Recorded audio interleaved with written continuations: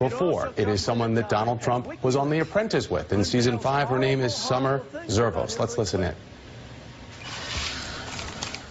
I met Mr. Trump when I was a candidate on The Apprentice in season 5. I had the utmost admiration for Mr. Trump, and even after I was fired, I continued to see him as a possible mentor and potential employer. In 2007, I was going to be in New York for a social obligation. I contacted Mr. Trump's office to see if he was available for lunch. I was informed that he could not have lunch, but that he would like to meet me with him in his office. When I arrived, he kissed me on the lips. I was surprised, but felt that perhaps it was just his form of greeting. We sat and spoke. He was extremely complimentary. He said that he was impressed with how I handled myself on The Apprentice.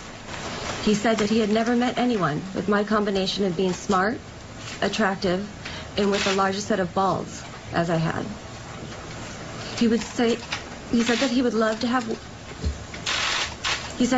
have me work for him. Mr. Trump said he would be coming to Los Angeles soon, and he would contact me.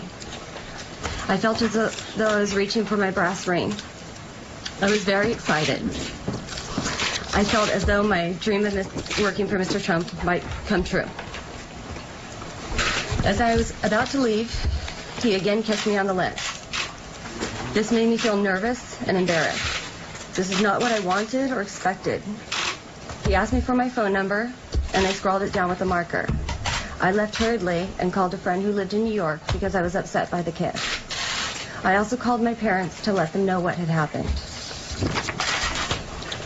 I spoke at length with my loved ones, and we came to the conclusion that this was undoubtedly some form of greeting and that I should not take it as anything other than that. Mr. Trump called early in the morning of the day I returned home. He referred to me as his OC angel. He wanted to know who was with me at that hour.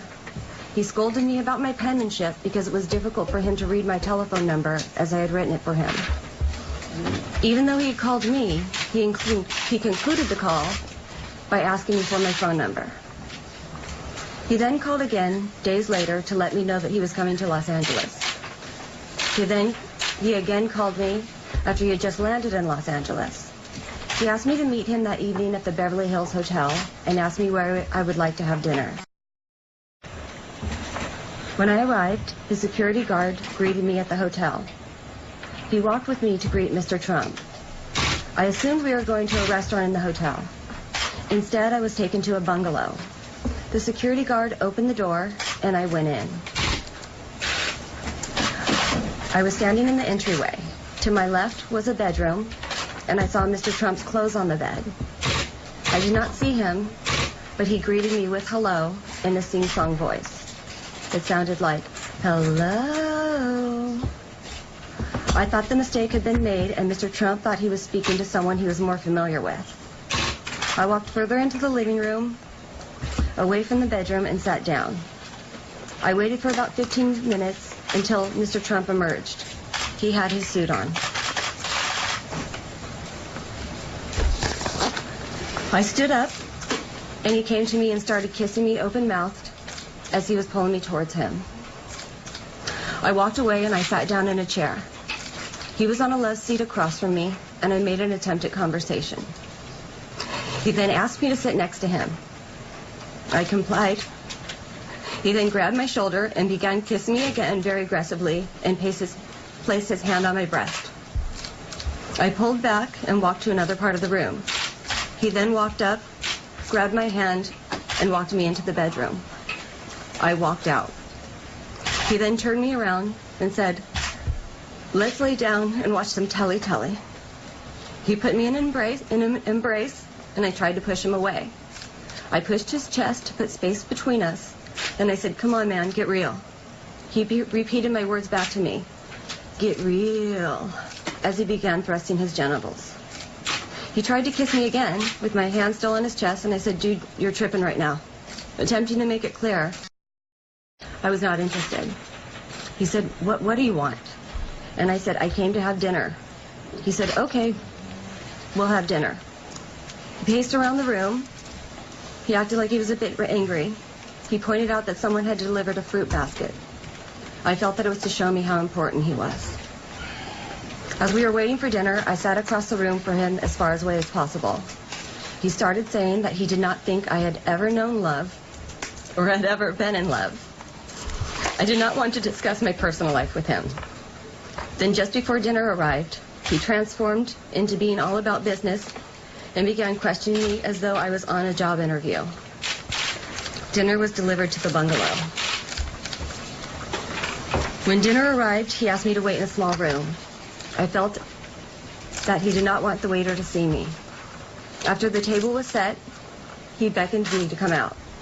We shared a club sandwich. The conversation then focused on the fact that I had a mortgage on my home, which I told him was in good standing. He spoke about how he was able to maneuver to get out of debt. He told me that I need to let my house go into default and tell the bank they would take it back. Tell the bank they could take it back. He advised that then the bank would then take anything to rid themselves of a problem loan. He told me to call the bank and tell them I was leaving the keys on a table, and for them to just pick them up. He said that would be a mini version of what he does. He urged me not to make another payment on my home loan. He then abruptly said he was tired and that he needed to go to bed, and ended the conversation. He told me to meet him in the morning at his golf course in Palos Verdes. I was very conflicted as to what had occurred. I wondered if the sexual behavior was some kind of test or whether or not I had passed. Obviously, he still wanted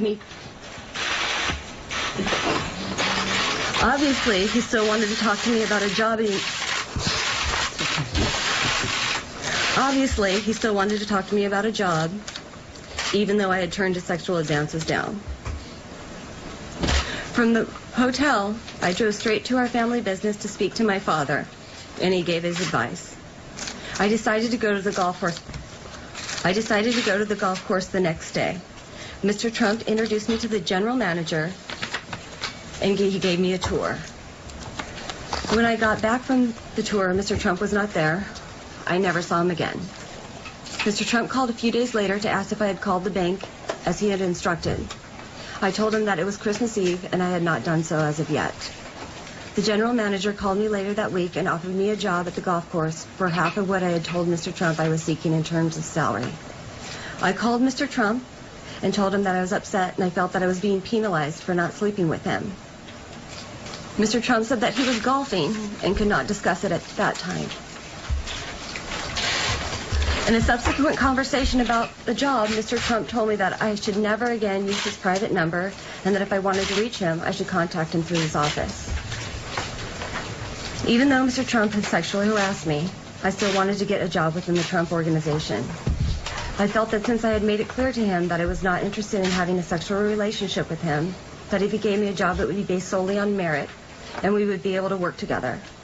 When I contacted Mr. Trump, he asked me to send him a letter setting forth jobs within his organization that I felt I was well suited for, which I did. When I subsequently spoke with him, he gave me the runaround. He told me that he had not received the letter that I sent him, and then told me that he could not afford to hire me as he was laying off thousands of employees. I was disappointed, but harbored no ill will towards Mr. Trump whatsoever, and felt there was no point in any further attempt to get a job with Mr. Trump. During Mr. Trump's fight for the Republican nomination, I saw and heard Mr. Trump nonstop on television and in the news. Customers at my restaurant asked about him as they knew I was a contestant on The Apprentice. I always complimented and never said anything about what we had done at the Beverly Hills Hotel. However, this caused me a great deal of pain and anguish, and I felt the need to confront Mr. Trump and ask him to apologize for his behavior. I also thought he might have been embarrassed by his behavior, and this would provide him with the opportunity to clear the air. I had no idea about his behavior with other women at the time. Therefore, I contacted his secretary in April of 2016 and asked if I could reconnect with Mr. Trump. Forgive me. I did not tell her why I wanted his team would follow up with me.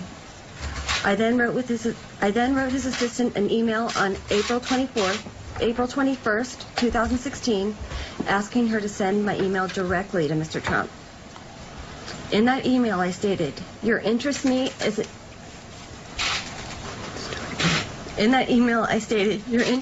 is a potential employee meant the world to me. Your interest in me is anything more blew my mind and I lost my footing." I further said, "I have been incredibly hurt by our previous interaction." I ended by stating, "I hope to hear from you and wish you continued success." Mr. Trump did not reply. Mr. Trump, when I met you, I was so impressed with your talents that I wanted to be like you. I wanted a job within your organization. Instead, you treated me as if an object to be hit upon. I was incredibly embarrassed by your sexual advances and shared this information with a select few people close to me. Mr. Trump, today I feel that you were interested in me only because you wanted to have a sexual relationship with me and for no other reason. After hearing the released audio tapes and your denials during the debate, I felt I had to speak out about your behavior. You do not have the right to treat women as such. You do not have the right to treat women as sexual objects just because you are a star. Thank you. Thank you.